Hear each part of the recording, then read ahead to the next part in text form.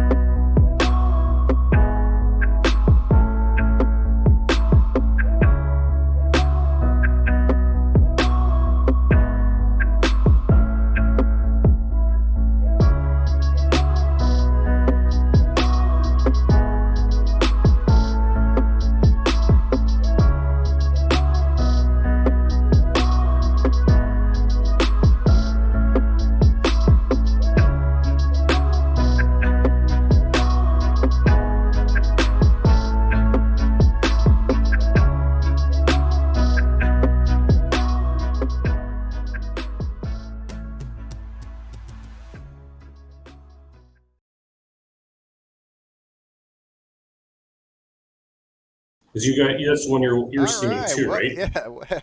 Hi, welcome to the Non-Sequitur Show. It's been a while. It's been a long while, I know.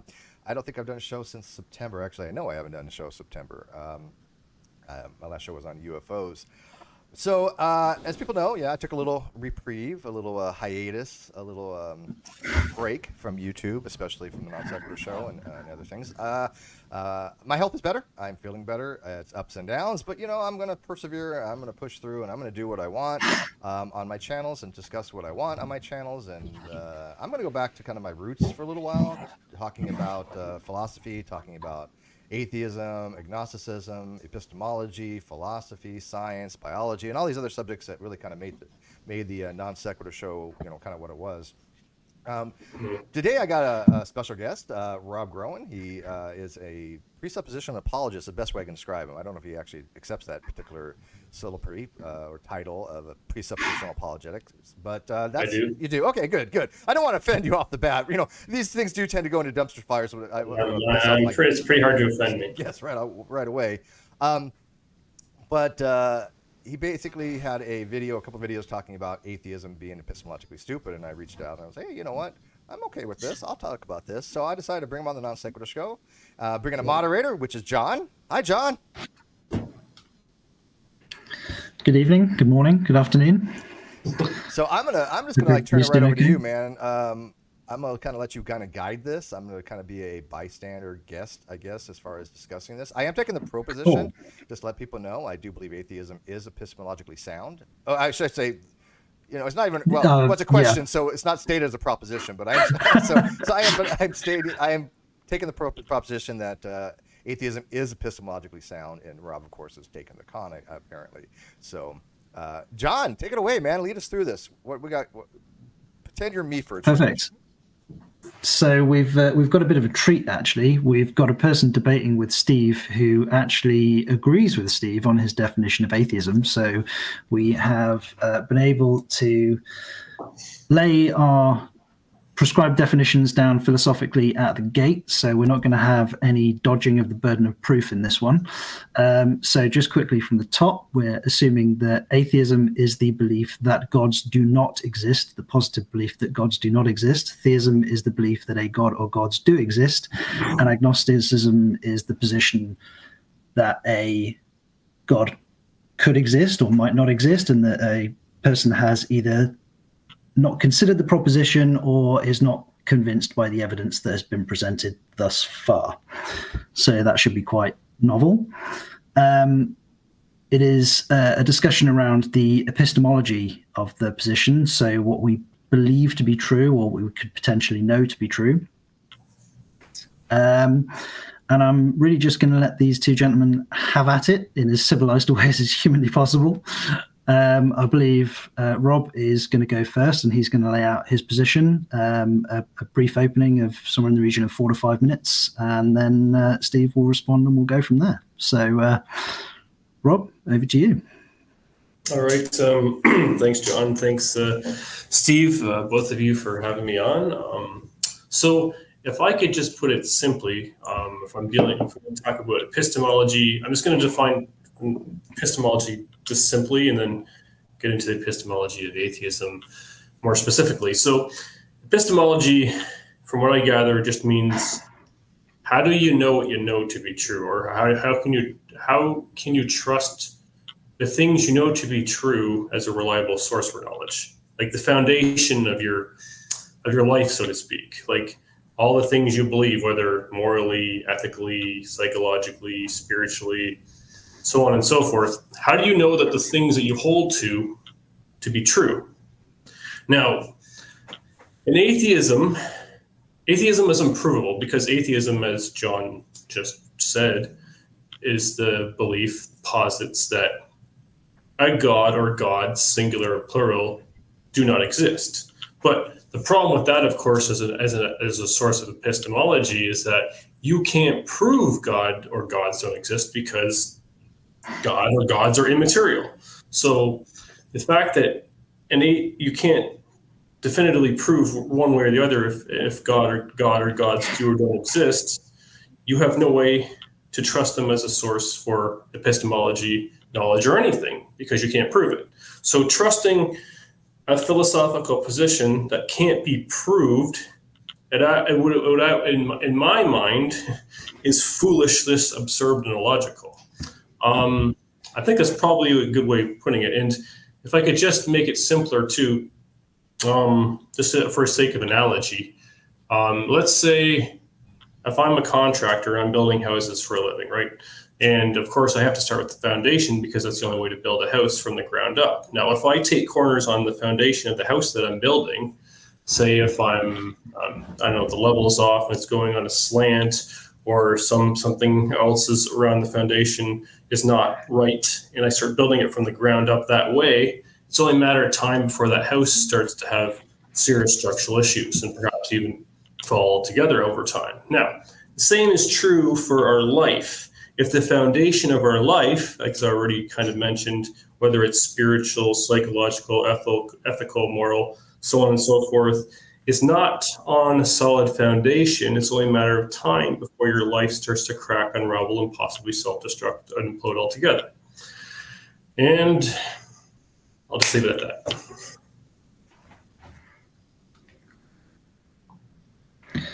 Okay, Rob, thanks very much for that. That's bro.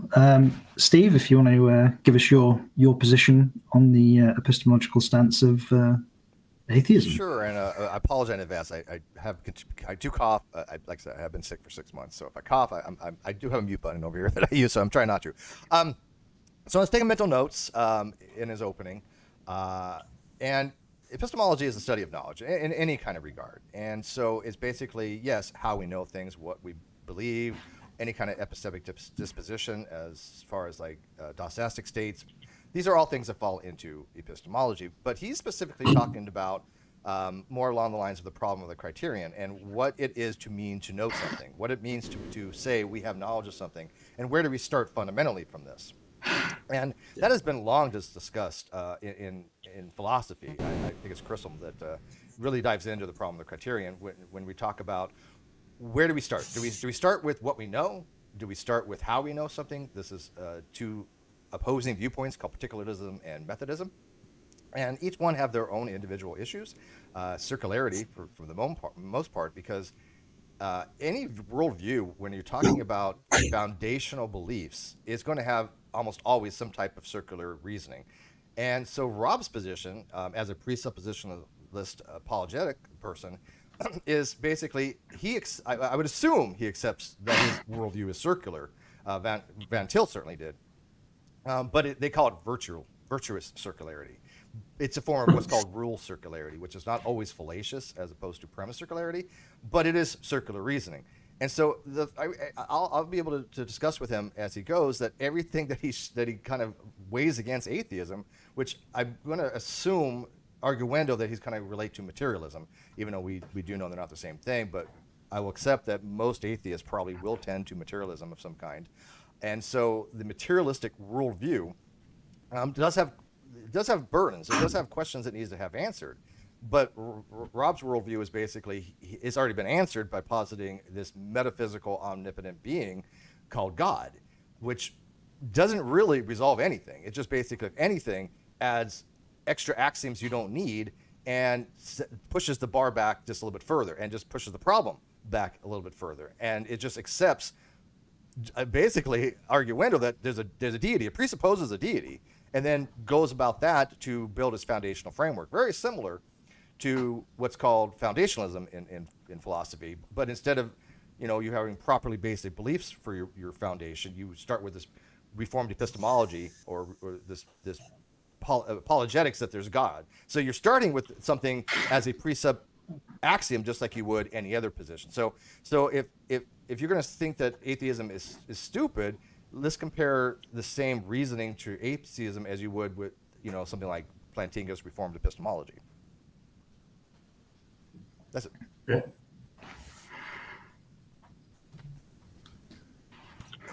Okay, Brill. Thanks very much, Steve. So I think you both got some. You both obviously have a clear disagreement. I actually, with your indulgence, I'd just like to direct a quick question at both of you based on what you've just said so far, and we've probably used that as sort of like a launch pad to go into a discussion and just see where it goes. So, Rob, with your position of the stating that atheism is epistemologically stupid, you've attacked it on the axis of you don't think it's possible to demonstrate that there are no God or gods. No, absolutely. Yes, it's impossible. But that seems to be down the deistic line. You yourself, from what I understand, are a Christian, which means there's a whole host of dogma which is attached to Christianity, which we can critically assess. So do you think that it would be epistemologically reasonable that atheism with respect to the specific Christian God would be possible? Not at all.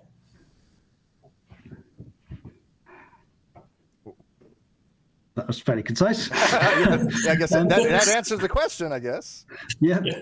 Well, let me ask me a question. real quick. I'm adjusted some of the audios. They said you were peaking, John. I do have a gain on for about 5 decibel gain. So I kind of put that down a little bit. Let me know if it's more clear to the outside now, because I'm trying to do this in real time. As far as you guys can hear me clearly, right? Yeah, you sound great. Yeah, John has a loud, boisterous. He's from the UK, so he projects, and he gets, having that accent, he can say the dumbest thing, and it sounds like a genius. So I've got to I got to control his audio a little bit more. So on the outside, please let me know. I am watching the audio in real time for feedback on that. So all right, let me know that's better. Thank you. Go ahead. And Steve, I guess my question for you would be, we're obviously looking at do you think there's any meaningful way to get around the axiomatic assumptions that are being made around things like the laws of logic and rationality in order to sort of you presuppose those in the same way that a presuppositionalist Christian would presuppose biblical content. Is there and do these things have a degree? Are they equal in your mind? Is the laws of logic superior? And what's the rationale for that? Well, yeah, I mean, I used to be more of a classical foundationalist, but I guess I would be more of a weak foundationalist. What do you mean by that? Foundationalism? Foundationalism is a position where you have to start. No, classical foundationism. What do you mean by that? That there's properly basic beliefs that we all have to accept as true. That no matter what your world of view is, we all have to make certain assumptions before we can even begin to reason about anything else. Yeah, but so basically, you're saying there's things we all have to presuppose. Yeah. So they all. I mean, to analyze the universe and to observe something and then formulate an explanation for it, something like science does, or even to have something like induction, we have to assume there's something there to observe. You have to make that assumption. Or induce. Well, you can't use the problem of induction to justify induction. Like Hume's problem of induction.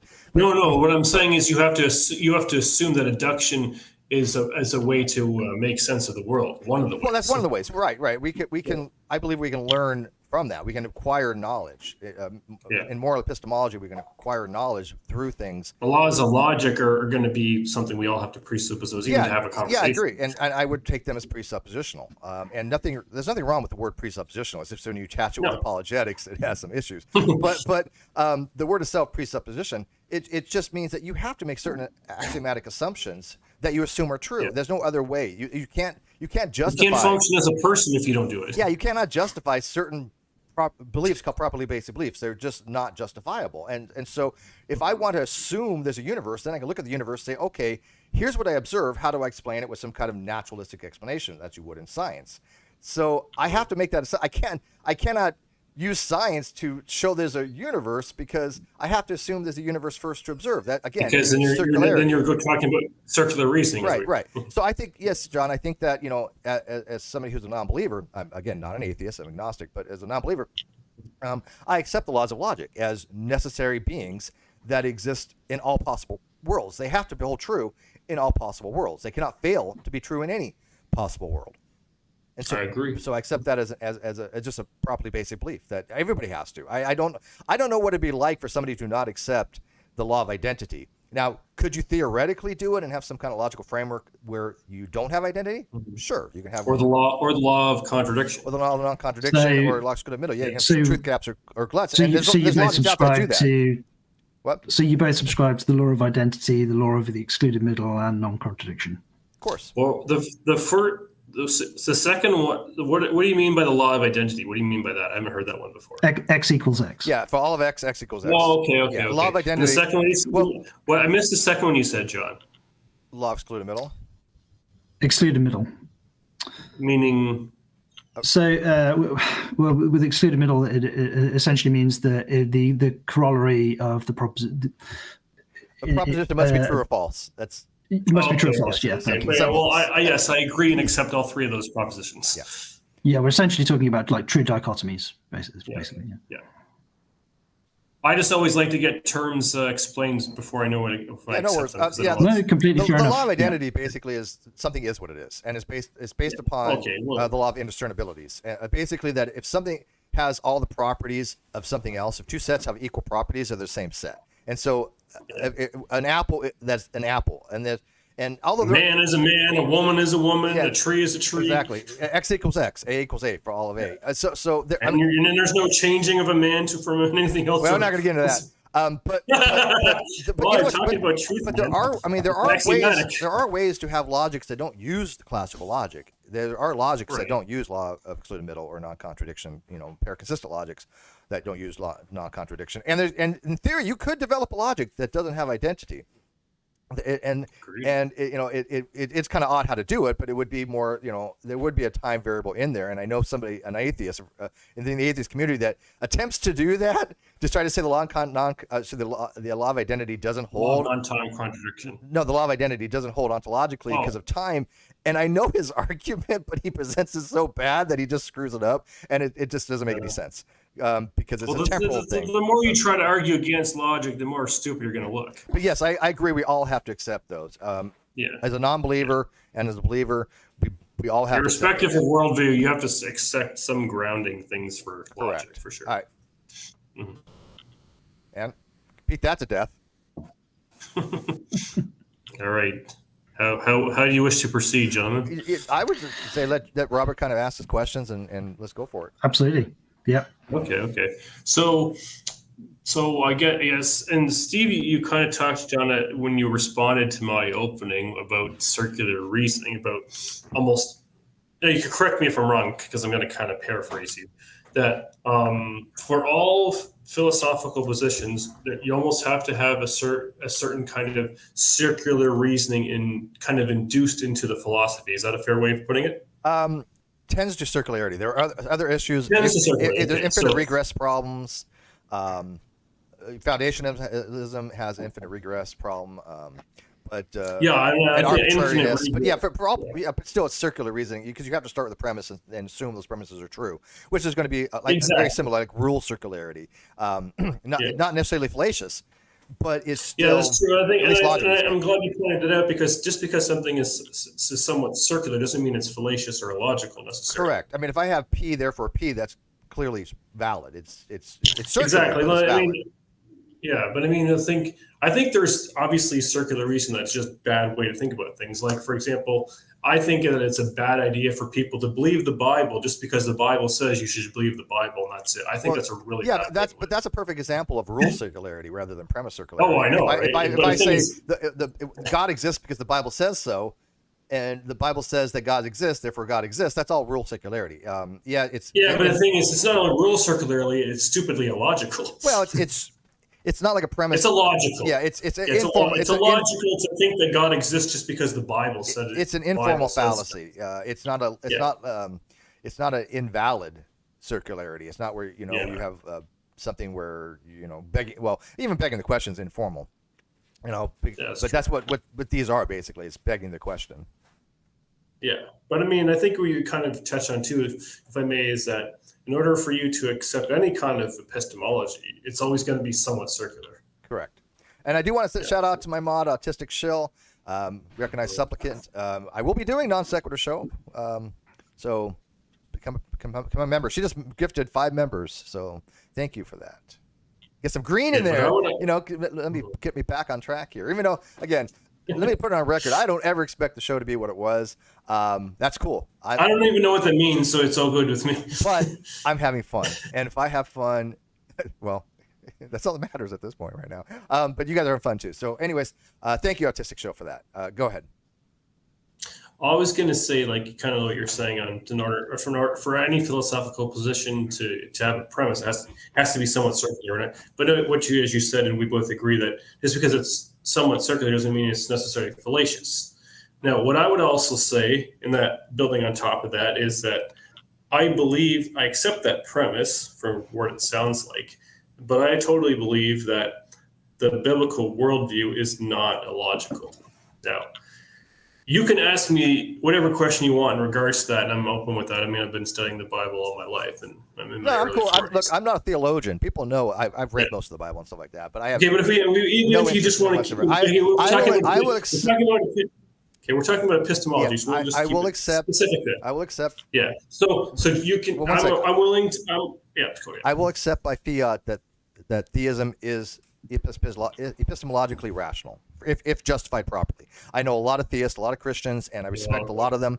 I've worked with a lot of them, and I absolutely think they're rational, and I absolutely think that the position is just fine. So I'm not one of those new atheist meme people. Oh, Sky Daddy. No, I've been arguing against that. Okay, so what exactly is there? What exactly is the contention that we're going with here? Well, your position is that atheism somehow is epistemologically stupid, and I don't understand why. Because there's really only again 3 rational positions you can take: that you believe there's a God, believe there's not a God, or suspend judgment. And you're assuming that one out of those 3, 1/3 of those is, maybe even 2/3 of those is stupid. Because I don't know if you accept agnosticism. Well, I'm going to say stupid. I would at least say indefensible.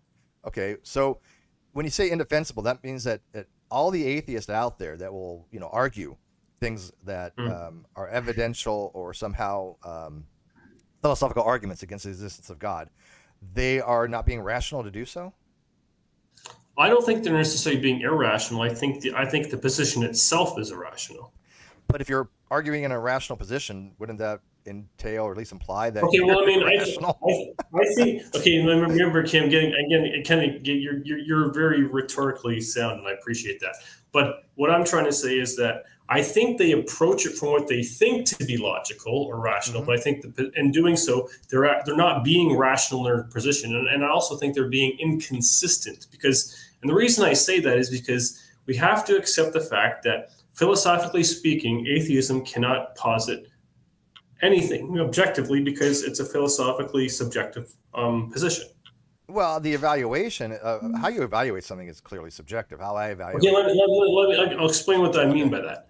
If you rule out the existence of God, singular, or gods, plural, you rule out any objective form of positing reason, logic, morals, whatever, because in order for a standard to be objective, the standard can't be human. Otherwise, we're just going to have to bicker between ourselves about what's right or wrong. And there's no way for an objective standard to be reached at that kind of reasoning. So if you're going to be atheist and consistent with your philosophy, then you can't say something is definitively right or wrong about anything but you can. and remain consistent. Sure you What's can. that? Sure you can. There's How? there's whole books written on objective morality. There's whole books that exist on mathematics. Mathematics is objective. Yeah, just because they're written doesn't mean they're objective. And like I said, it does. The position. Listen to me, Steve. The position itself cannot be objective and remain consistent philosophically. You can't do it. Okay, well, let me posit this. I assume you accept real analytics, that mathematics exist.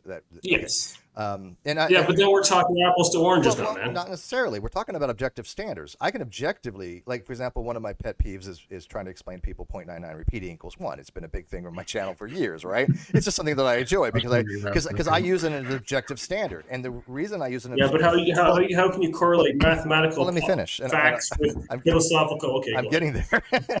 It's a work in progress here. My view is if somebody doesn't recognize objective facts when presented to them, then they're probably not going to be a great interlocutor to explain these other topics to, right? If I say X equals X and I have somebody deny that, I'm probably going to assume they're not very rational to begin with, or at least they don't have a firm understanding of the subject matter, right? So when I can objectively show using mathematical proofs in algebra, calculus, whatever, that 0.99 repeating equals 1. That's an objective fact. So in mathematics, there are objective facts of the hand. Yeah, I'm not disputing that. You don't think mathematics is objective? I know. I said I'm not disputing. Okay. But do you also agree that mathematics is based upon Peano's axioms and arbitrary axioms? I mean, you could, and they do it all the time, constructive mathematics, make a mathematical framework based upon completely different axioms like ZFC and ZF. I accept that. But in real mathematics, in real analytics, it is objectively the case that certain fundamental logical relationships exist. So I can look at it and say, oh, look, yes, X equals X. You can look at it and say X equals X. We both have an objective standard. Where is it that as somebody who's a non-believer as opposed to somebody who's a believer, do I need God to tell me that X equals X? I can objectively know this. You don't need God to tell you that X equals X. Well, the question itself is philosophically flawed. Okay, well, explain what I mean by that. Please expand. You don't need God to tell you that X equals X. You need God to justify X equals X. But we're talking about philosophy. But again, if you're going back to the axioms that we all have, right? They are non-just. I'm talking about morality now. Well, that's fine. We're talking about objective standards. Some of these things are not. Well, how you get objective standards for morality for atheism? Some things are not justifiable. Right? We already agreed. Who says? According to who, Steve? We've already agreed that I have to assume there's a reality to even observe reality and formulate induction from it, formulate other paths to knowledge to learn something about our universe. We have to assume that axiomatically. That's non-justifiable. We have to assume induction will continue to work. No, that's not. I agree with you there. What I'm saying is, in atheism, how do you philosophically justify objective morality when it's just up to side? What you do is you basically have to reformulate objective morality in some kind of hypothetical imperative. I don't think that objective. Yeah, but what if there's people who, like you would say just for the sake of argument, what if you present something that you think is that, and I say, well, I don't agree. Then who's going to decide which one? If I say X equals X and you don't agree, who's right? No. I'm not talking about that. No. Please answer the question though. If I say X equals X and you disagree subjectively that you think X does not equals X, who's right?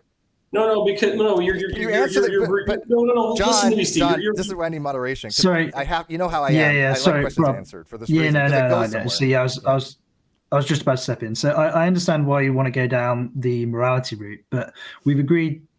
You both agreed that the laws of logic, specifically the law of identity, is something that you both subscribe to, and Steve is trying to lay out his position for an objective, specifically an objective standard.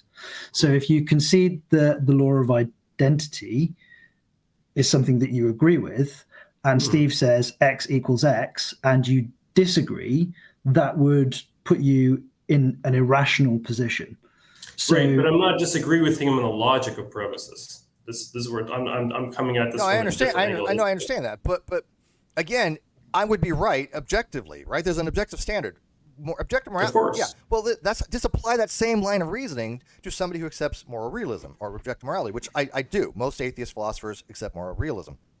But they accept it as the way I understand it. They accept it more as a hypothetical imperative rather than a categorical. Yeah, but imperative. my question for you is, by what standard is that epistemologically sound with atheism? Okay. Like, what standard are you using for your epistemology for objective morality? Do you know what a grounding is for hypothetical imperative? No, just explain. Hypothetical imperative, as opposed to a categorical, means there's something goal-driven. Okay, so if I set up an objective moral framework, when my goal is to have eudaimonia, some kind of flourishing of humanity, some type of benefits and harms to humanity, then objectively certain things are wrong. And even without a grounding, certain things can be argued objectively are wrong. I mean, the canonical argument for objective morality is long-standing, has been something along the lines of you shouldn't torture babies for fun, or you shouldn't kill innocent people.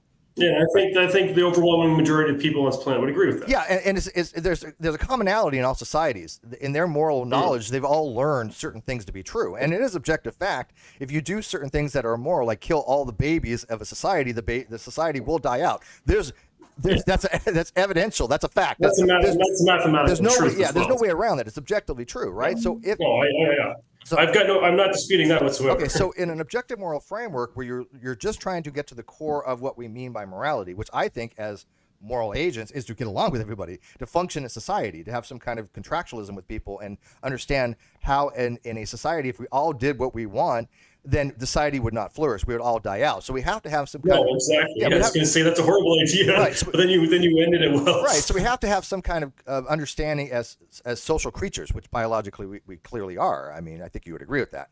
So sure. I think that hypothetical imperatives encapsulate what we mean by morality. Now, sure, you can argue that objective morality, as of yet, hasn't really been demonstrated for... Oh, shit. I forgot. I'm in the wrong meets here. It says my call ends in 15 minutes. Yeah, I'll get another link out because I forgot I'm the wrong thing here. That's fine. But as long as you have a goal, as long as you all agree that on the axiom that your goal is for have harms versus benefits, you want more benefits than harms. Then I agree. Well, let me finish. Then you can have an objective moral framework, just like you could in mathematics. You have all these arbitrary axioms for mathematics. But as long as you agree with them, you can build an objective moral framework. There you go. And while you're doing that, I'll get another meet getting ready for us here. So. Okay.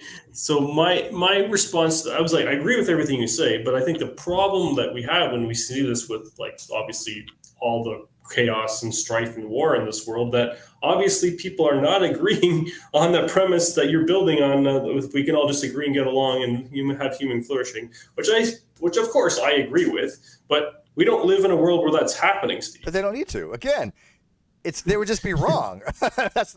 Again, if you have an objective moral framework, there are things you can compare them to, right? You can say, look, society is dying out here because you have bad morals. That's an objective standard by which you can gauge if morality is good or not. Now, again, objective morality only really states that there only needs to be really one moral fact that isn't contingent upon any kind of subjective evaluation.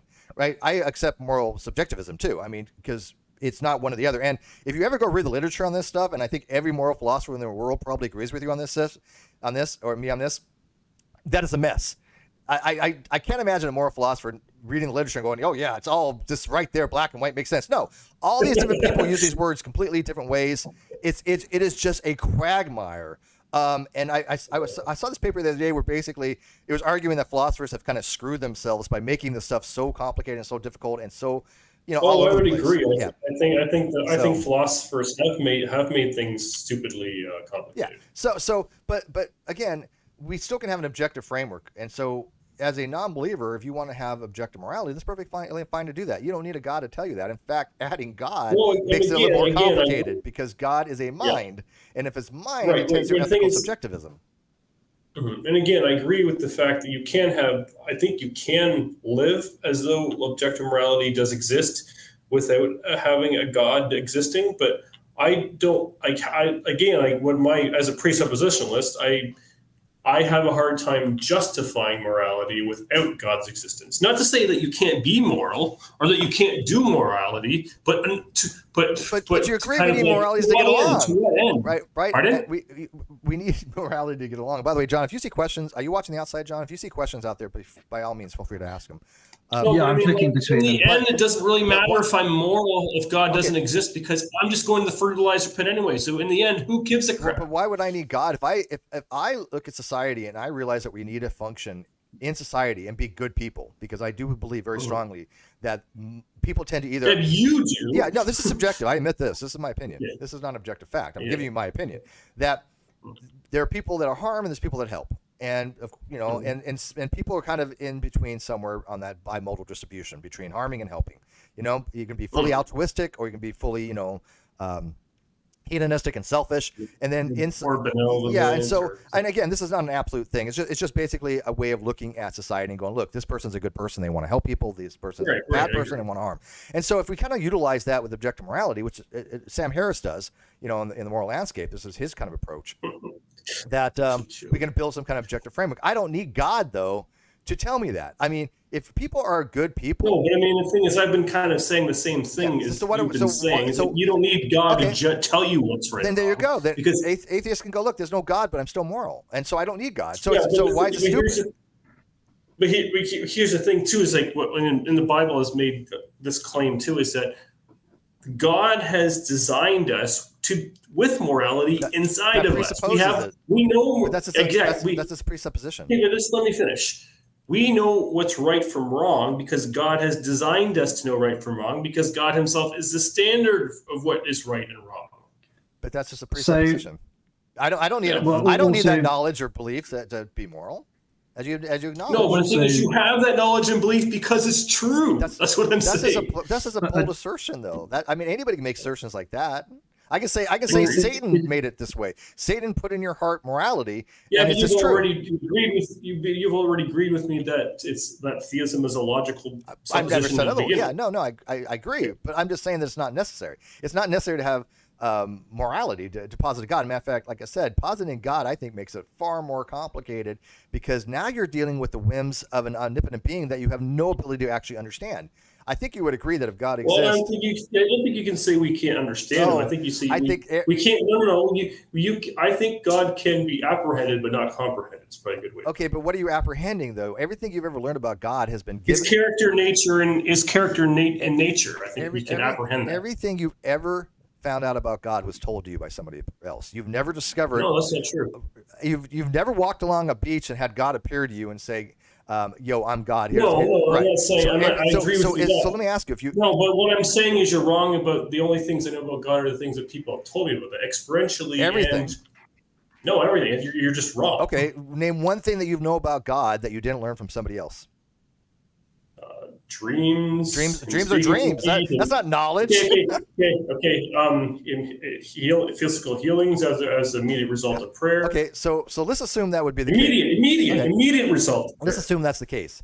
How do you determine that it was a divine being that did that? How do you presupposing it? Because I was praying to the divine being, and then some other being stepped in, and it was Vishnu that did it. Again, you have. Come on. No. Yeah, at some point, this is just gonna go. The reason why I'm saying that, because you agree healings. Okay, first of all, I deny healings exist, but let's assume argument that they do. That doesn't mean anything. Okay, but do you realize that healings occur in many different denominations, supposedly, right? Of course. Okay. So if God is one true being and he likes people to believe the facts about him, and if you get things wrong, you're damned, then why is he showing people in different religions healings when it would mislead them to believe something false about God? Well, I think he wants to. Well, I don't really have a clear answer for that. I'll be honest. Yeah, I don't really know the answer to that question. Thank you. It's a good question, I guess. I'll accept that. No, I mean, again. Other than that, the only thing I can think of in that regard is that God is trying to be impartial and just wants to show His grace everywhere. Yeah, that's a stretch. God's a very vengeful, especially in the Old Testament. God's a very vengeful God. If you didn't do things exactly, I mean, Lot's wife turned around and she became salt. So yeah, he's not a nice dude in the Old Testament. Well, no, I think you're going to have to do better context than that if you're going to talk about God not being, because lots of times God showed mercy in the Old Testament too. Well, if you're going to be fair, they also argue that God is perfectly just and perfectly merciful, and those two are yeah, but also argue that God is. But you realize that mercy and you realize that in order to be merciful, you have to be just. No. Actually, no. To be just, you have to waive mercy a little bit, and mercy you have to waive just. You cannot have both mercy and just at the same time, not 100% at least. One is the sacrifice of the other. But again, if God is misleading people, God might have healed. Let's say there was you, so God healed you, and let's say it was some like Jehovah's Witness. You do agree with me that Jehovah's Witness is probably not a true religion, right? Would you? It's not. No, okay. I agree with you on this. Okay. So let's use Jehovah's Witness for example. I'm pissing off all the Jehovah's Witnesses out there. I apologize, but we both agree Jehovah's Witness is yeah. But if you were healed in Jehovah's Witness, you would be brought up to believe that Jehovah's Witness is the correct religion, right? And so your knowledge isn't actual knowledge because it's not true. So what you're claiming to be knowledge is just your belief that you know something that you attributed through some things, but you still have no direct knowledge of any of this. Every attribute about God has been told. Where did you learn about the healing property of God? Where did you learn that God could heal from? Was it from God or was it from somebody? From a friend, exactly. Everything you've learned about God is from other people or the Bible. Yeah. This is my point. I didn't say initially it wasn't true, but I'm saying over time that didn't seem to be true. Everything, but somebody told you this, right? You don't, and so. No, there's things I learned about God that nobody told me with just on my own too, just through my own study. No, again, but you studied. What did you read? Somebody else's words. Yes. Okay. Well, you can say that about anything you read too, though, man. Well, no, I have direct observations of things I've learned on my own accord. I mean, there's a posteriori information that I've learned just by observations, right? I mean, not everything is something that I've learned through reading. I can look and see. I'm looking out my window. The sky's blue. I can see this. I haven't read that anywhere. Nobody told me the sky's blue. I mean, sure, I learned what blue means. I learned what sky means, but I've used those words and the concepts they apply to formulate a new belief that, I looked outside, the sky is blue. I was able to discover that on my own. And anybody can discover why the sky is blue. That is objective. Physics would be something that's objective. Natural law is something that's objective. I don't need a God to tell me why the sky is blue because it doesn't explain anything. Why is the sky blue? God. How does that explain anything? It doesn't, but correct. I don't think that people go after God for those kind of reasons, anyways. Well, a lot of theists do use God as an abductive argument, and there's some good ways to do that. I think they work, but at least I don't think that people go after God just because. Well, I don't mind a theist positing God for an abductive argument for the more major metaphysical questions, why there's something from nothing, or why there is something other than nothing. I don't think there's. See, I'm one of those people that. I can't make a statement about nothing because we've never experienced nothing. We've never experimented. We don't know if something can come from nothing because we don't know what the properties are of nothing. So that in a nutshell is why I believe that atheism is absurd epistemologically, because you can't get anything from nothing. But we don't know that. We've never experimented on nothing. We have no idea what nothing's like. You're just assuming you can't get something from nothing. You can't because it's illogical. Why? It's illogical from the Aristotelian sense. You're assuming, but you're attributing a property to nothing. You're saying nothing exists, and given nothing exists, I'm not saying that nothing exists. You are. I'm not saying that. Well, I don't know whether absolutely nothing can exist or not. I don't know. Do you want to do the super chats, John? It would be kind of cool if you could. Oh yeah, sorry. We are taking super chats. I got to earn a little money, so by all means, super chat it's cool. Thank you, I appreciate it. So we've got a $2? Yeah, $2 super chat from Matters Now. After show with Steve. Rob is invited. Yep, I've already invited him. So Matters Now, Oziem. We are going to be doing an after show on his channel. I think 3:30 my time, if I'm not mistaken. It's already. I'll put the link in the video description and put it in the live chat. Yeah, it's 1:45 your time now, I believe, right? Yeah, actually, if one of my mods can do that, that'd be great. Can you go to Matters Now's channel and find the link and put it in my live chat? I'd really appreciate it. If I got mods, might as well put them to use, right? So somebody's asking, Mr. Ozzie Ramses II, long time. I have not heard from Ozzie in quite some time. last I've heard, he was doing igloos, and my messages haven't been read. So it's good to see you, Ozzy. I didn't know if you died or not. I'm glad you're still alive. Very much so. And I saw you sneak and read in my paper. You still haven't gotten back to me on your feedback on that. I've asked for like a year now. So let me know what you think of my paper. But anyways, Ozzy asked about your arguments, why you think atheism is illogical. What's the actual argument? State the premises. And I agree. Exactly. I think that's the crux of the argument here. So is that directed at me? I'm assuming. Yes, it is. Okay, well, well, I'm yeah, not arguing for it, so yeah. Okay. So no, I honestly think atheism is illogical because one, it's unprovable. Secondly, it's scientifically impossible because you can't, like I said, you can't get everything from nothing. You can't get life from non-life. You can't get order from chaos. All right, let's do the top three here because first of all, there's just no logical rule of inference for this argument. Obviously, well, you can't argue. You can't logically argue against it either. So I don't know. These are individual statements. It's not a cohesive argument. But let's tackle each one because by what standard are you saying? Well, the first thing you said was it cannot be proven. Correct? Yeah, you can't prove atheism. Okay, can you prove theism? Through induction, but not scientifically. No. How do you prove it through induction? Show me an inductive proof of God. If that existed, we would all be believers. Okay, let me rephrase it. I can show evidence for God, not proof for God. Okay. An atheist claim they can show evidence for atheism, but you're talking about proof. You said what's the proof for atheism? But now you're changing. You said it. No, you back up the claim. You said it. You're changing the premise. Your initial premise, if I would, John, quote me if I'm wrong, or correct me if I'm wrong on the quote. But his initial premise was atheism is not provable. He said it in his opening statement, correct? Mm-hmm. That is true, yes. Okay. I said it, and I still stand by it. Okay, but you just admitted that theism is not provable either. So if atheism... Scientifically, no, it's not. But now you're adding a qualifier. That was not in your initial premise. I think I can give good reason for it, but God is immaterial. But science has nothing to do with atheism or theism. Science is prohibited. I'm talking about philosophical. This is philosophical. But you said science... And even though science is a form of philosophy, I agree it's natural philosophy. Yeah, I still defend that atheism is scientifically possible. But you okay? So I got to get another meet real quick. I've got one going here, so let me send it to you guys right now. We'll just transfer over before the call drops. Quick, 1 sec. Sorry about this outside. I didn't realize I was the wrong one.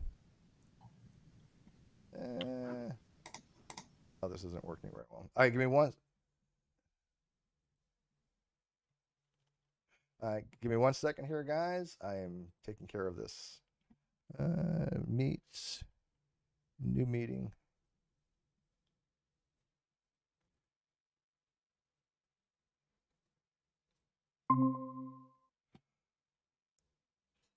All right. Then I got to give it to them. So 1 second. That was just getting good, too.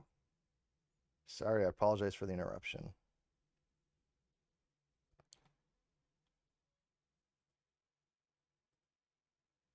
My computer's actually really slow right now. There we go. All right, so John, if you're listening to the outside, I just sent it to you, and Rob, I just sent it to you. There we go. All right, all done. They should be coming back in a second here. While they're coming back in, oh, already here. Welcome back. We're back. Yes. We're waiting for him, and while we're doing that, I can get this back on my OBS here. All right, Robert's back. Yay.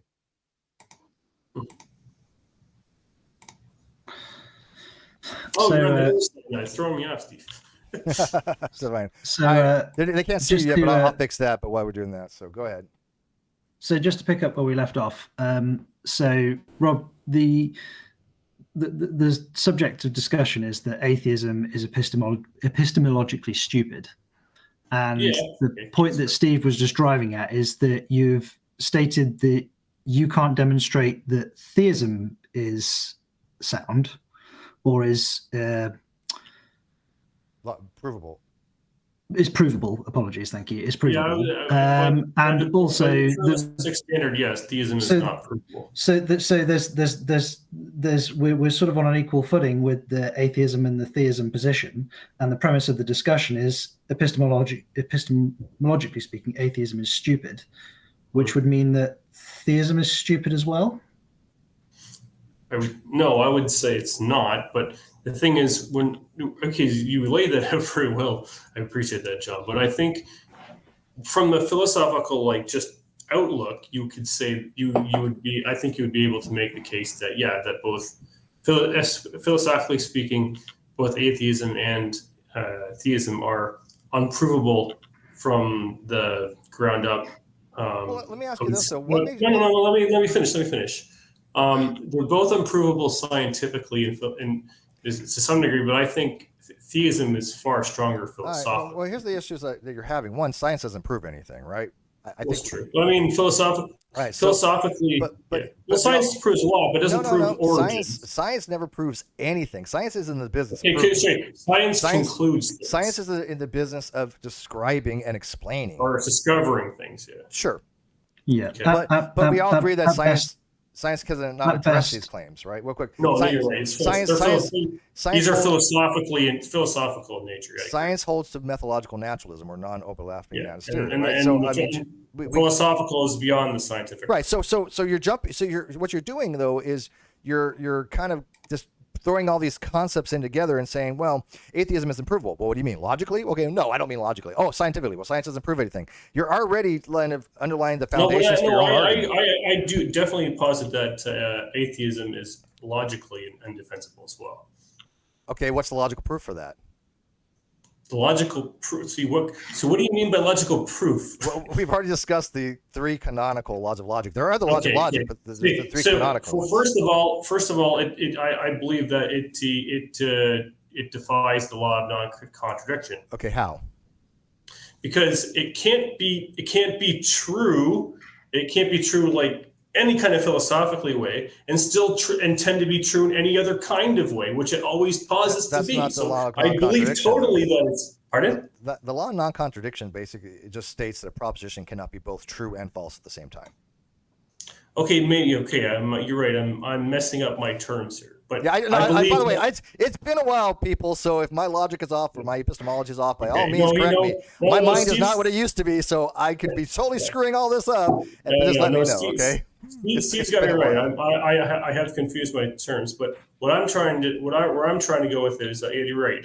Atheism doesn't fall into the law of non-contradiction, but I believe that it does. However, it kind of shoots itself in the foot because it can't be proven. It can't be proven to be true, but yet it holds to the claims that it is true, and there's same thing with theism. There's no defending it. We're back to Christianity. We're back to theism. None of that can be proven to be true. And none of it can be proven to be true. You don't think that there's historical evidence for Christianity? That's not proven. You're conflating proof with evidence. And this is but evidence gives us ways to. There's three words you're using, and you're confabulating them all together. Okay, there's logic, and there's evidence, and there's proof. And when you're using the word proof and logic together, that means a formal logical proof. You've seen my logical proofs, right? I wrote a paper on this, right? And yes, it's not a published paper, but it's been highly reviewed. But it used logic. You're talking to me? Yeah, I haven't seen your paper. Okay, well, my audience has. But anyways, when I use, really, Steve, you wrote a paper? Hey, it's still in the top 5%. Sorry, 3,500 views or something like that. But if I write something in propositional logic or first order logic, which I don't know very well, but I mean something very simple, that's going to be a formal proof where if the premises are true, then the conclusion is guaranteed by logical rules of inference. So if I have something like modus ponens where I have P implies Q, P therefore Q. If the rules of inference is correct, which it is, it's valid. If the premises are true, then the conclusion must be true, guaranteed by the premises. That's what I would mean by a proof. Can I just? I don't want to interject, but I do. So, on Rob, your statement that the position that atheism is epistemologically stupid. Mm-hmm. You're stating that you're looking at this specifically from the point of epistemology knowledge. So there should be a set of premises. Yes. Well, but I believe that I believe that atheism can't hold on to any kind of scrutiny.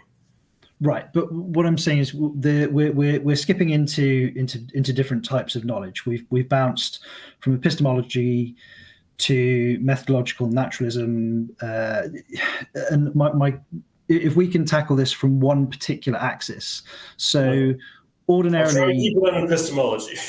Yeah. So, but what I mean is, we should have a set of sort of clearly defined premises, and ideally a conclusion that follows from that, so that we can assess the form of the argument and the premises that are stated.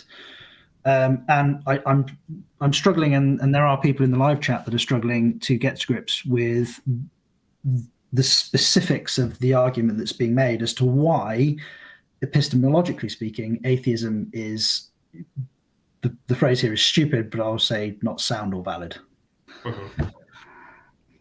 So is there a way to sort of formalize this in the realm of epistemology, rather than skipping from epistemology to methodological naturalism and back to there is. I mean, I believe I've already kind of laid it out in my opening statement about why atheism is indefensible. Yeah, but you're just going back to what you've reiterated already. I mean, just reading what you're. Yeah, but I mean, I kind of that's not an argument. You've given your beliefs, but I haven't seen an argument yet. Can I talk without being interrupted? Yeah, sorry, Rob. Dick, go ahead. Yeah. Okay. If I'm only saying that because, like, well, I'm trying to. If I'm gonna say anything from here on in, I got to build on what I already said in my opening statements. That's all. Right, but you haven't made an argument since the opening statements. And let me ask you this, though. Why do you think something has to be proved? Are you familiar with logical positivism and verificationism? All right. So back in the, I don't know, I think it got killed off in the 30s. Don't quote me. It's like back in the Vienna Circle type days. But from what I recall, the idea was basically to justify something, it had to have some kind of proof to it, to be empirically verified or proof logically. And so why do you think that in order to have a belief, it has to be proven or even provable? I have many beliefs that are not provable, or at least to our knowledge. Matter of fact, you agree, I would assume, that using things like Gödel's incompleteness theorem, there are proofs there are facts out there, there are truths out there in mathematics that are simply unable to be proven within the given framework. This is something long established in mathematics and logic, that there's certain, in every mathematical system, in every logical framework, there are proofs that cannot be proven.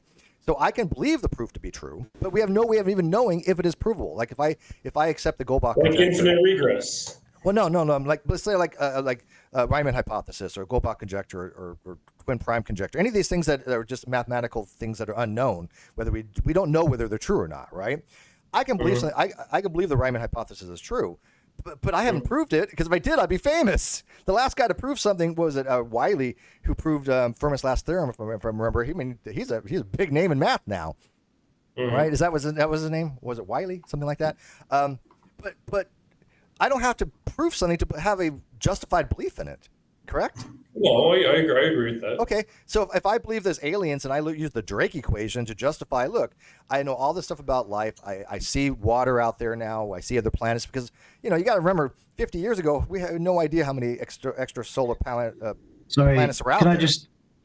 Just for the sake of some clarification for a few bits that have popped up in the live chat, Rob, you're using the word proof not in the logical sense or the mathematical sense. You're using proof more colloquially. Is that correct, or do you mean it in the hard logical and mathematical sense? Yeah. And also, just before you do answer that, Tembra Sint, at the outset of the debate, we stated that the prescribed definition of atheism that we're using is the hard definition of atheism, meaning that there is a burden. Yeah, we all accept atheism as the belief, the claim that God does not exist here. That's how we're operating here. Yeah, that's normative for this channel. All right, so people pissed off you just saying that, Steve. Right? Oh, I've pissed off people for 8 years on that, 6 years, 7, 8. I don't know how long it's been. And what's funny? Fun fact though, a lot of people that disagreed with me back then have actually turned their position around. Rationality Rules was one of the big ones back then, and he made videos saying, "Hey, look, Steve was right."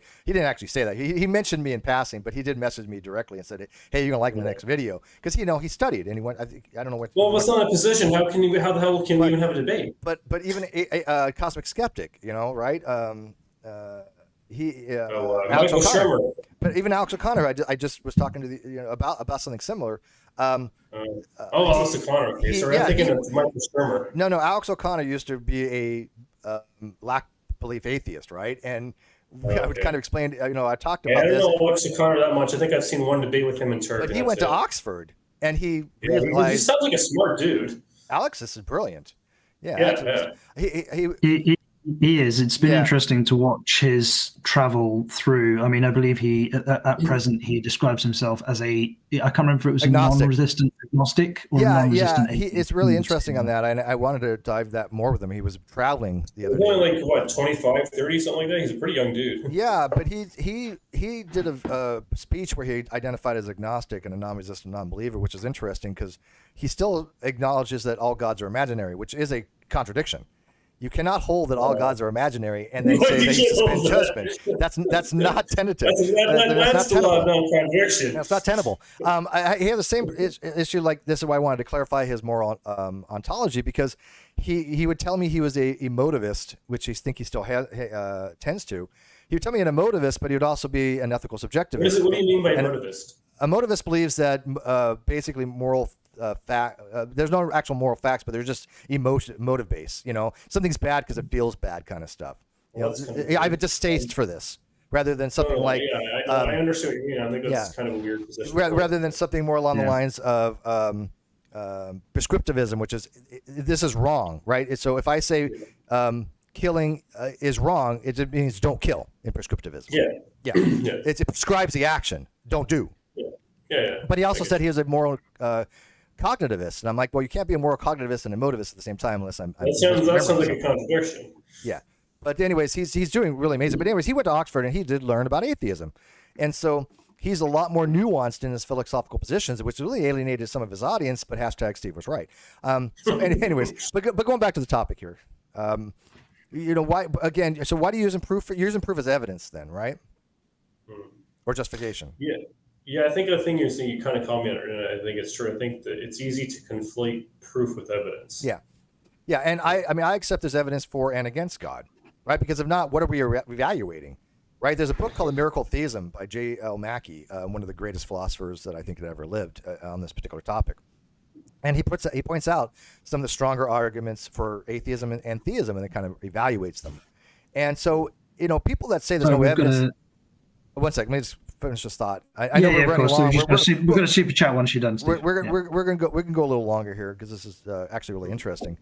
But when people say there's no evidence for God or there's no evidence against God, you're basically saying you're ignorant to both. And I don't mean that pejoratively, but you're in the true sense of the word ignorant. You have no information about either side of the proposition, and you're just 50-50, which I don't think anybody is. We formulate our positions based upon what people present to us as evidence. And even weak evidence, even testimony evidence, is still a form of evidence. I even argue claims are evidence, which gets me in trouble. So obviously that's true. So when somebody says there's no evidence for something, then it's like, well, how'd you reach your conclusion? What'd you even look at? Did you not look at anything?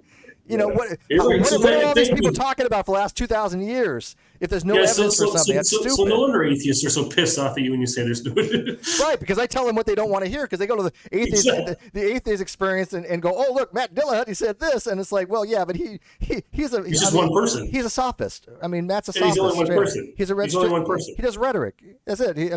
That's it. He doesn't. Matt never name one argument Matt has ever actually had for atheism that he's developed or anything like that on his own. No, it's just. And so people hated me because I told them how this would be if you actually went to get an education on the topic. Philosophically, Matt's inept. Matt has issues when it comes to certain things. I say philosophically he's inept. But all he does basically now is just say you're wrong and hangs up. That's his entire shtick. Yeah, well, I mean, a child can do that. Yeah, he got upset because I actually did this is a true story.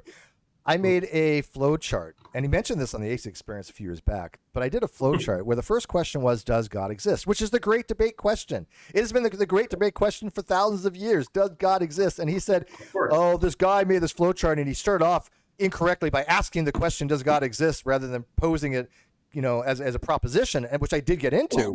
But the propositions are based upon that question. If you read Paul Draper in Stanford Encyclopedia, they ask the question, does God exist? Because it gives the ability for the person who give a direct answer to it. Yeah, yes right? or no. Yes or no. I don't, and if you say I don't know, or I don't know. but keep in mind that I don't know in that particular situation has nothing to do with epistemic knowledge. It is doubt. No, it is indecision. It is expressing to the person asking the question that you are unable to answer the question effectively. It's an indirect answer, but it's acceptable. I agree. Right. So, but we want people to answer directly if possible. So if I say, does God exist? You're going to answer, yes. Right. And now I know where you stand. Right. And right. now we can talk. But if you say I don't know, I'm like, well, okay, that doesn't really help. So and like I said, I wouldn't say Matt's inept. Matt. No, here's what I believe. Maybe inept. Maybe he needs improving in. Well, let me tell you what I believe. I believe Matt does understand a lot of stuff, but he caters to his audience. I don't think Matt's stupid by any stretch of imagination. And his I think he's an entertainer. I think he's an entertainer. Yeah, he's somebody who does rhetoric. Well, I don't think he's stupid. I don't. No, I don't. No, when I say he's philosophically inept, I'm not saying he's stupid. Please don't conflate those two. Yeah, I think he just panders to his audience. I think he knows deep down. Like, for example, what would happen? I mean, like Alex O'Connor or Rationality Rules, who said yes, atheism is the claim that God does not exist. But what would happen if Aaron Ra or Matt Dillahunty came out and said, you know what, all these years Steve was right? How much of their audience would they alienate? Oh, they're going to be right. If I said, hey, look, Matt Dillahunty was right, Aaron Ra was right, I was wrong all this time, nobody would give a crap in my audience. They'd be like, whatever. Because they would say I'm wrong. They would say I'm wrong. My audience knows better, but it just really wouldn't alienate anyone. I don't think. No, and it wouldn't be, and they wouldn't really want to step on any toes or piss people off. Yeah. But I would change my position, and I have on things. So we've got a super chat from Robin Webster. I believe this is directed at you, Rob. So Rob, your opening statement was statements you believe true. Your job is to make the argument, give premises that lead to a conclusion. Logic has rules. I believe I have. No, he didn't produce. Well, let's go back to your argument then. One, your first premise was there's no proof. We already addressed that. Two, something about science, which we've already addressed. Yeah, I shouldn't have gone there anyways because I was kind of a no worries. What was your third one that you're going for? I didn't want to get in the weeds. I didn't want to get like a whole bunch of things. Yeah, no. But I mean, I hold to that is better. The scientific one is just I shouldn't have gone into it because it was just kind of. All right. So what's your third one? What's it's indefensible. I think I said it's indefensible. It's indefensible. So again, let's assume you have somebody who's an atheist that will tell you, hey, look, there's no God. Here's my reasons for it, and they give you sound reasoning for it. They give you, rational argumentation for it. They talk about the logical problem. I haven't heard any, but okay. Are you familiar with the logical or evidential problem of evil? Yes. Okay. Have you heard of the problem of divine hiddenness? No. Okay. Have you heard? I mean, does it just sound like what it is? Like God's here, but he's hiding himself? Yeah, something like that. Yeah, as a non-resistant non-believer, if God wants to have a personal relationship with me, he has the ability to instigate it and initiate it. I mean, I would agree with that. I would agree that he does. Right, but he doesn't. So it's on him. It's his fault that I don't have a personal relationship with him. Well, but again, these are arguments though, and also one of the, I'm not shirking any burden here. Arguments in your estimation, I would say. Sure, but let's assume that I do have the position that there is no God. Let's say that I am, in every sense of the word, an atheist. And okay. For this part of the discussion, I could defend that by using arguments like Graham Oppy's arguments to theoretical virtues, or that materialism shows us that we can look at something and come up with a materialistic explanation far more often than a supernatural explanation, because that has never happened. At least, in any commonality, you can argue that you've seen a supernatural explanation. But haven't we over 2,000 years realized that every time we observe something, almost always, unless it's super complicated, like we're not getting into Big Bang cosmology and the beginning of time, but generally speaking, if I want to know why the sky is blue, I can go learn why the sky is blue. I discovered it. If I want to learn why things fall to the ground, I can discover gravity and formulate, mathematical relationships to show the physics.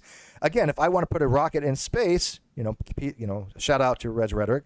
If I want to put a rocket in space, I have to learn physics to do that. And I can do that by discovery. I don't posit God did this. I don't need that knowledge as an atheist, if I'm an atheist, to put a rocket in space, right? It just amplifies your axioms. It's non-parsimonious. Yeah, but my question is then, okay, then, well, where does that stuff come from? Where does logic come from? Where does reason come from? It's irrelevant, though. In that no, it's not. You can't. That's a lazy answer, man. No, it's not. If I want to justify, yes, it is a lazy. You can't say it's not relevant because that's the epistemology of these things is what we're talking about altogether. So if you were to throw that out, that's just nonsense. What is more probabilistic? If I see no, you're still brushing it. I'm not letting you get away with this. You can't brush it off. That's nonsense. I'm going to explain it to you.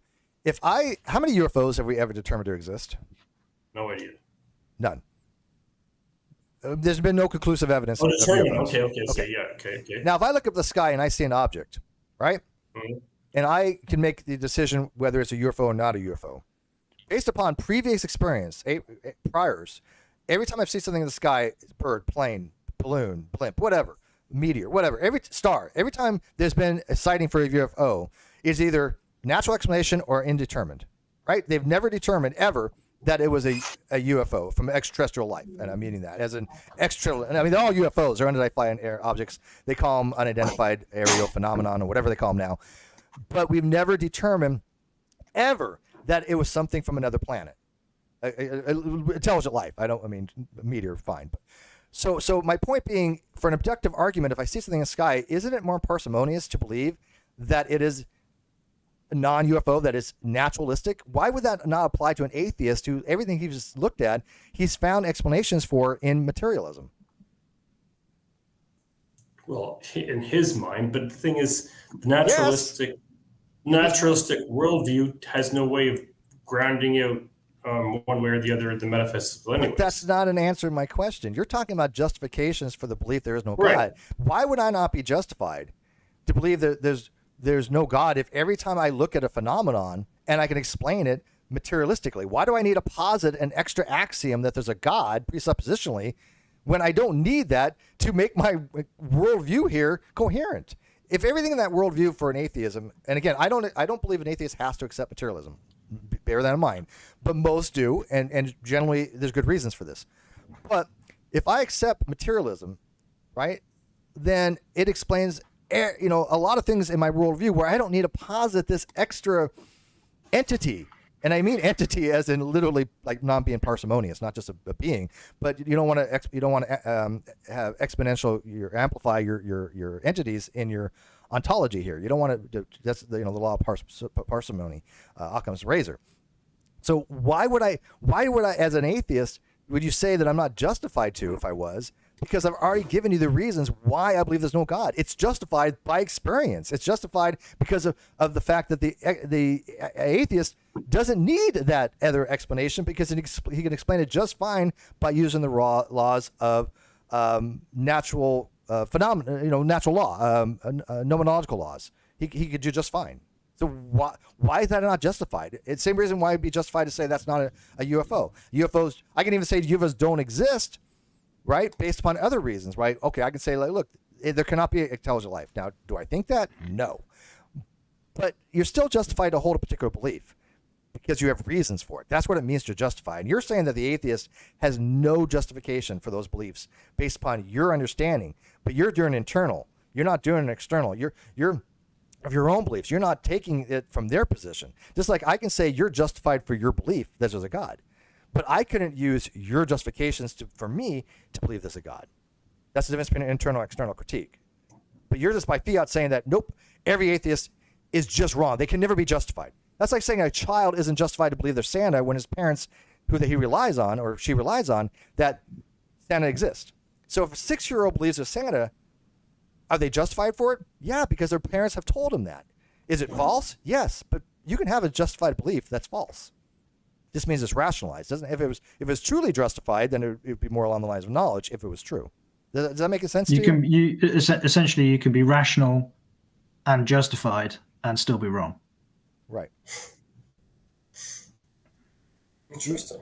Given the information at hand. If I'm a friend, what Jeranism said when he found out that flat Earth was wrong. Interesting. Yeah, but if I'm a friend and I tell you that I've got a dog in my garage, and because I'm a friend, you trust me, you know dogs exist, you know people have garages in their houses, and I'm a known quantity that you trust. If you believe that statement, you are justified and rational to believe that statement, but I could still be lying to you. Yeah. So it's a justified belief, right, and you are justified in believing it, but you could still be wrong. Right. That's what it means. Basically, what it means is that you're just justifying your belief, giving reasons for it. And I do believe that atheists, theists, all Gnostics all need to justify the beliefs to be rational. This is one of the biggest issues I have with lack of belief atheism when they say there's no burden of proof or anything like that. What you're telling somebody is that your position cannot be justified or rationalized because you have no reasons for why you suspended judgment. You have no reasons why you didn't accept the claim. Because like I said, Robert, if we both agree X equals X, but let's say that you say X equals X and I tell you, hey, Robert, I don't accept that. You'd be kind of like, why, right? Yeah. It'd be confusing to you. You'd be like, well, that's kind of irrational. That's a foundation of logic. That's, X equals X. But by me stating to you that I don't believe it, I've not accepted your claim, but given you no reasons for that, then I've sure. Right. I get one in a dialectic like that, in a discussion, there's discussionary burdens that I have an obligation to give you reasons, right? It's called a burden of refutation, which is basically the burden of proof for the defense. It's the same, it's a type of burden. Well, that's the thing that drives me crazy about atheists. They always, well, not always, but a lot of them say they don't have the burden of proof. Well, yeah, and they're wrong. They're absolutely wrong. Categorically wrong. Right. But if I say X equals X even to myself, I have a burden to myself to justify why I hold that belief. I have to have belief revisionism in my belief blocks and go, what makes me think that X equals wrong? Or maybe you do, or maybe they won't listen to you. I've done a seminar on epistemology for an atheist theist book club in Texas, actually.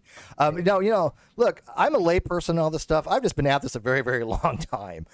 There have been many more that came before me, and many that will come after me. You're very gifted in rhetoric. I'll give you that much. No, but rhetoric's okay. First of all, rhetoric is good when it's positive, right?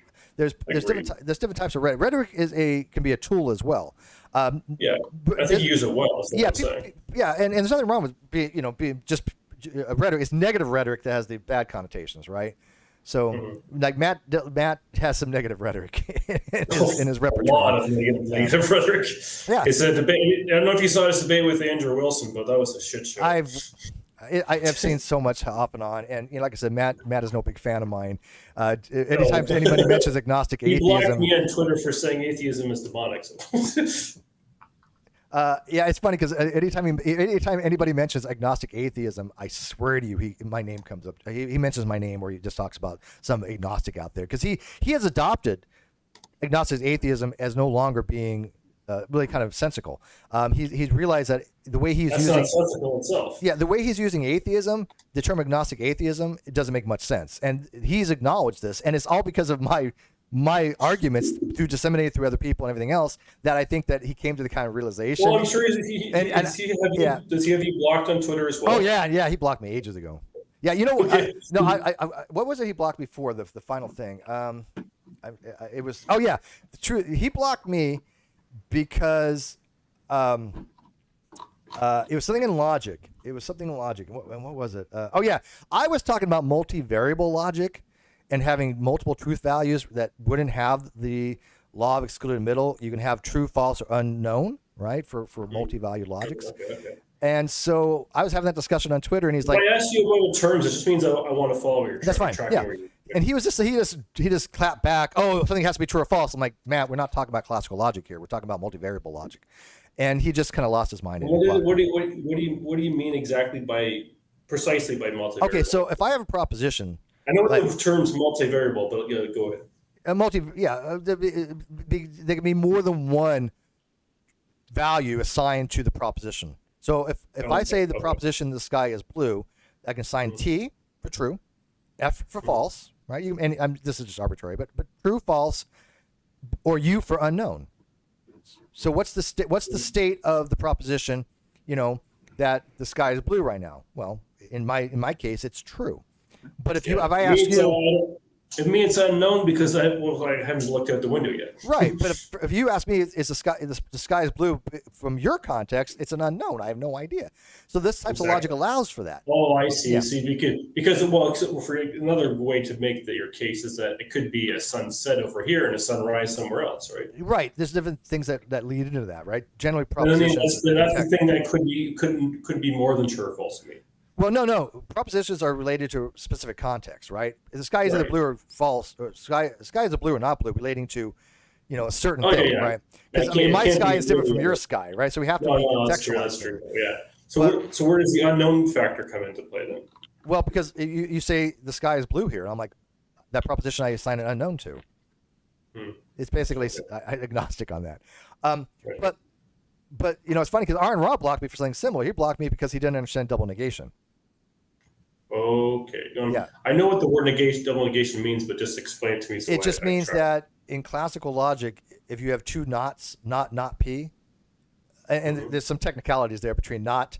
Don't go give me an equation. Give it to me in in a sentence or illogical. The sky is not blue. Which means it's blue. Two negatives. Oh, I see. And there's a difference. That makes sense. Yeah, of course. Well, in grammatically, yes. And now in logic, there's a difference between a fixed not, which is a prefix, and a non-affixed. There's some nuance there when you're dealing with contraries that I wrote a blog entry on. And again, I'm not an expert in logic, man. I'm I want people to know that I do intro level logic. First year intro level stuff. That's it. I do not have a degree in logic. I do not. Yeah. All right. Just basic logic. I try to basically ground all of my thinking in religion, philosophy, and logic, and try to make them cohesive. But in other forms of logic, that doesn't hold. Intuitive logic. I agree. In intuitive logic as well, you have to derive something without using a double negation rule. So I was trying to explain to him double negation, and he's like, "You're wrong." And all the people that didn't know logic, way more than I do, was like, "Aaron, Steve's right on this. Just let it go. This is logic. You're looking silly here." And that's how he digs in. But I think Aaron is a little strong-headed like that. I think as soon as it's something that he doesn't understand or he doesn't want to accept right away, he'll just Yeah, it's a shame because again, I personally, and I want this on record, I've always said this, I have nothing against Aaron. I like Aaron. Yeah. I really do. I think when he's in sober. Yeah, he's so. I was going to say good frame of mind, but you said also it's so. I was going to say in a good frame of mind. I think he's actually quite articulate and bright. Yeah, no, like I said, I have a lot of respect for Aaron. He's accomplished a lot. I like the fact he became a Satanist. I think that's kind of cool. I tend to Satanize a little bit. I didn't know he became a Satanist. Yeah, Aaron's a Satanist. Yeah, but anyways, continue. We'll wrap this up. We'll wrap this up in 9 minutes. Yeah, go ahead. Yeah, we've got a super chat from Richie Torres, $5. Steve, as a Christian, I appreciate you, sir. Thank you, Richie. I appreciate that. I try to be fair. Hey, Richie, I know you. Peace, brother. This channel has always given, equal respect to informed opinions. It is, we do mock flat earthers. Sorry, that's not going to change, guys. But yeah, I want more theists to come over and be able to feel like they're in a comfortable environment because unless they're just a wackadoodle, I try to treat them with respect. Well, if there is a wackadoodle, I'll whack them with you, man. Yeah, let's do it. The earth is flat because the Bible. Okay. Poes tend to get treated rather. How can I put it? Yeah. They're nice fodder. But if you're sincere, there's a lot of Christians that make me. Let me address one question because I think it's interesting. EP says, 2 guys speaking on a topic who have no qualification on the topic other than trying to spout it on Twitter and on YouTube. But are we wrong? Or am I wrong? Here's the thing. Lay people talk about these things all the time, right? And this is what this is a very interesting point. Nobody's an expert in everything, right? No, you still have. Are you familiar with? You probably are. I'm assuming, but I'm not going to assume it. Do you know of Jeffrey Lauder? Yeah, he's a friend of mine. Secular Outpost. Okay, yeah. He's an online friend. We know. We talk. Yeah, he's brilliant. He's brilliant. Yeah, but he would even say no one has full knowledge of anything. I'm like, well, that's exactly it. So no one's a full authority in anything. Yeah. So if you have an astrophysicist talking about evolution theory, he's not an expert on it, but he's still going to talk about it. Same with me. Like I'm not. Let me finish though. It's important to understand as YouTubers and people on Twitter and other things that these are discussions by mostly lay people on topics. If everybody was to be on YouTube had to be an expert to discuss something, it would be very boring. This is how people learn and grow. So it isn't whether they're an expert or not. Is it their information correct or not? And so instead of judging what our knowledge level is, because he doesn't know my knowledge level, I don't claim to be an expert in anything, but I have an education. I have gone to college. I did graduate in Naval Nuclear Power School. I did go to college. I took almost 4 years of I have like 124 semester hours. But anybody can speak on something. The question is, are they right or are they wrong? And if they're wrong, let's raise their level to where they're right. And if they're right, let's learn from them. Nothing wrong with that. That's what this channel has been predicated upon. It's a humble approach. Anyways, big shout out to Thomas Sheedy out there. He says, great to see more content. We got to chat soon. Absolutely. Thomas Sheedy is the only atheist organization that I actually donate to and am a membership of, Atheists for Liberty. Even though I'm not an atheist, but I respect that organization. I'm not saying that everything they do I agree with. Don't go there. Nobody agrees with everything, but I like the way they handle stuff. Thomas, I think, is very articulate, very educated, and a big shout out to him as well. So if you're an atheist and you're an atheist and you want to have an organization that's probably a little bit more in line with your views, go check out Atheists for Liberty. Get away from the atheist experience because that's his bottom barrel stuff anymore. Oh yeah, always has been. Well, no, I should say originally Atheist Experience was good. When Matt Dillahunty first started, there were some good episodes. I ain't gonna lie. Yeah, I think Matt was a lot less jaded and hostile than he is now back then. Correct, and he also swear to God, even back then he would say that gods don't exist, and then he changed the position to I'm just saying that I don't believe. I'm like, really, Matt? Really? You are. I know you're a positive atheist, man. I know you. And you know he was raised Baptist, right? Oh yeah, of course. He was studying to be a pastor or preacher. But anyways, go ahead. Yeah, Josh has a super chat. There's a $1.99 super chat from Red Pill Religion. Good job to both. I'm next. Yeah, that's Josh. We'll get you on again. I told him. What other questions we got in the live chat there? Because we're gonna wrap it up in a few minutes here. We'll take our closing statements. Yeah, I appreciate you having me. This is my first live debate, and it's been fun for me. Yeah, it's fun. No, I appreciate it. Yeah, Robert said I'll be gentle. He's like, no, don't be that. I think I was pretty gentle still though. You were, but what I meant is like, don't go easy on me because I'm new to the podcast. Oh no, I didn't. No, nope. No, I know. Yeah, you didn't. Nope. You have my feet to the fire. Not a question, Steve, but something I think you'll agree with. James Tor really shouldn't talk about abiogenesis. Well, no. Let me clarify that. James Tor. Thomas Sheedy says thanks for the shout out. You're welcome, Thomas. And we get a hold of me. We'll do something. James Tor is a qualified biochemist. And do I think he's wrong in abiogenesis? Yes. Do I think there's issues to be had there? Abso-freaking-lutely. Do I think he's dishonest intellectually? Abso-freaking-lutely. But Dave Farina's debate with him was absolute crap. Dave went in there dishonestly. Dave went in there not willing to engage on the actual topic, and it was all personal ad hominem attacks. I don't mean ad hominem as a fallacy, but personal ad hominem attacks to the person of insulting type. And you didn't see that with Rob and I. didn't insult him or anything like that. It was a terrible debate. That I didn't insult you. Yeah, it was a horrible debate. Yeah, exactly. We didn't use it. But if somebody would have gone in that debate, they with just speaking of the topic, like we all know a lot of biochemistry, right? If any one of them went in to take on Tor got annihilated.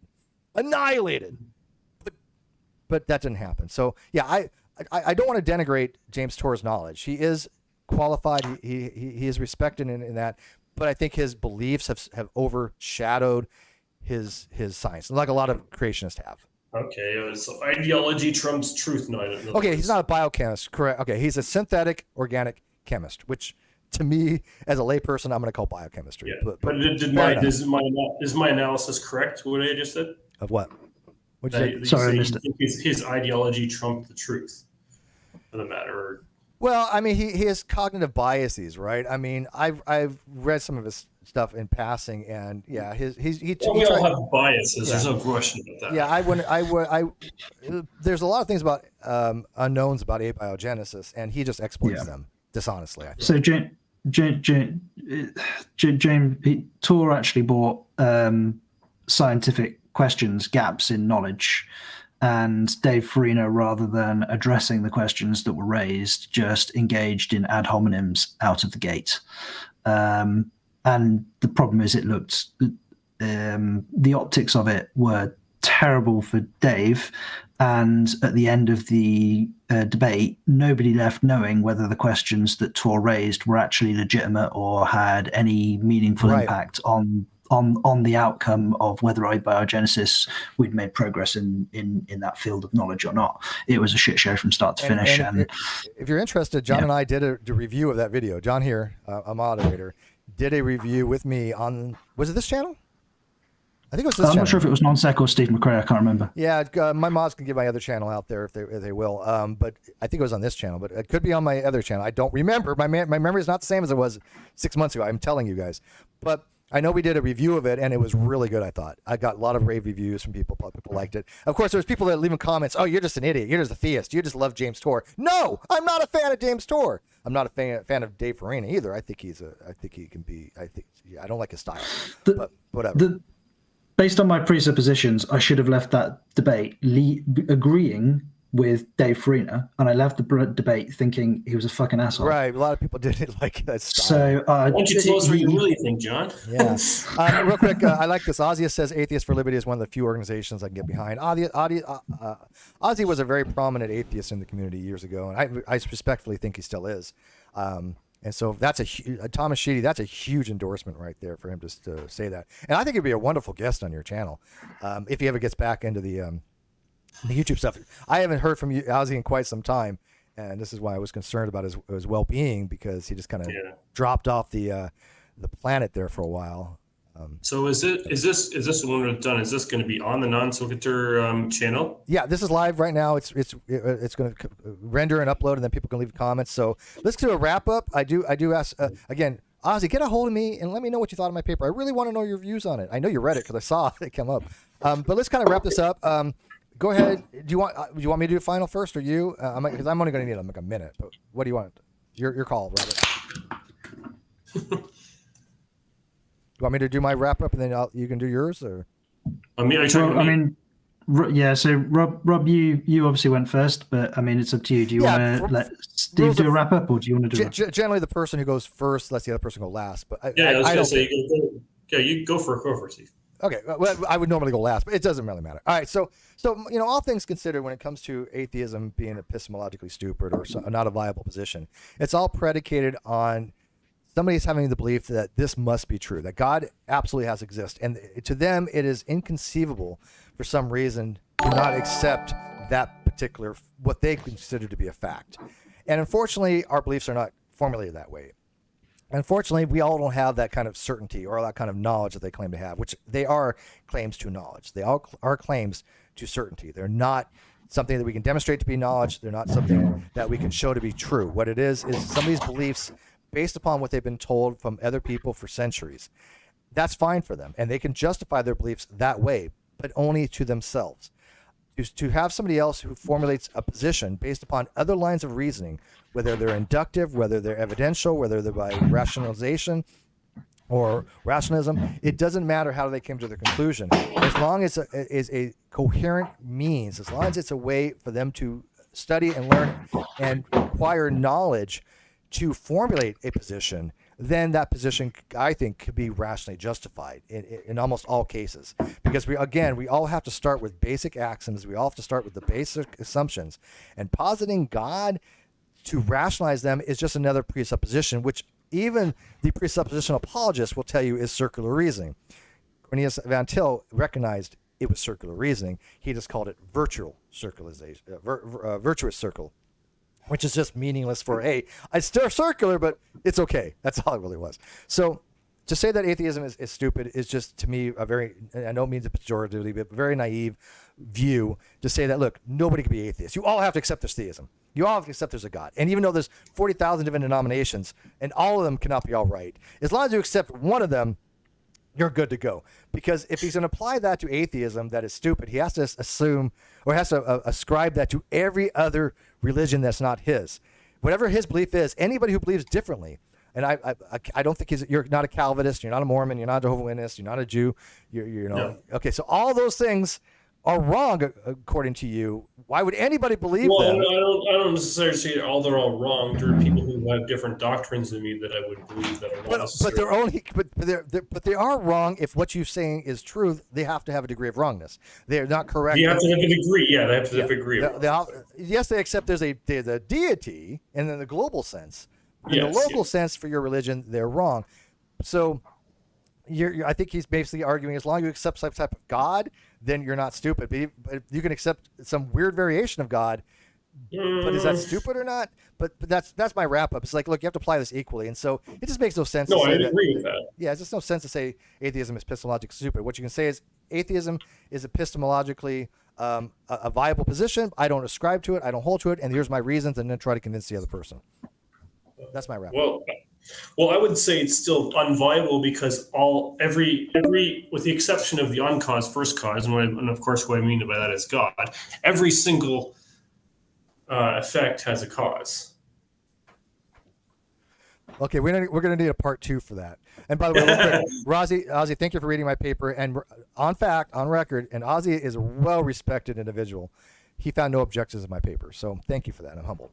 But anyways, we're gonna do a part 2 on that. How about, because I can get into the whole arguments for causation. Let's do morality next time. That's what I want to talk about. I thought we did this time. Well, we sort of did, not really. That's true. There's a lot to cover on morality. But yeah, if we want to get causations, formal cause, efficient cause, material cause, all that, Aristotelian causes, because people get confused on causation. And so I'm down with that. For sure. Yeah, what do you mean by cause, I think if we just focus on morality and only morality next time. Okay, so, well, we could do both. But anyways, is that your wrap up? Is that your wrap up? All right. So John, you're the moderator. Why don't you take it out? Can you do that? Oh, real quick, don't forget to announce that we're doing an after show on Oziem's channel. I just did, I guess. Well, you certainly did. Oh, am I? There we go. Am I audible now? Yes. Yes, good. Well, thanks very much for that debate, gents. Rob, thanks for giving us your argument for the claim atheism is epistemologically stupid. I think it was productive, and thank you. Yeah, I think we can probably look forward to another one on morality maybe in the future. That's good. I'm down for it. All right. Well, thank you, John. Thank you, watchers. Thank you for the super chats. I'm gonna try real hard to be more frequent on my non sequitur shows. More of a hopefully consistent time schedule, but obviously that I can't make promises of. But I am doing them again, so maybe even do. I'm gonna try one a week, but I'm gonna try 2 a week if I can. If I get the. I haven't checked. How many subscribers do you have on this channel? Just under 30, if I remember, like 29.5. Yeah. Okay. 1,000 you're saying. Okay. Yeah, 1,000. So help promote everybody out there. If you're a theist or an atheist and you want to have discussions, I got Modern Day Debate. He promoted this particular video. Shout out to James. Incredible, job he's done over on that channel. Huge props to him. And so, help a brother out. With that, guys, we're going to wrap it up. I'll see you on the after show. Oziem Talks on Media Matters Media. One or the other. You'll find over there that my mods will put the link in the video description or in the live chat, and I'll put it in the video description, and I will see you over there. Good night.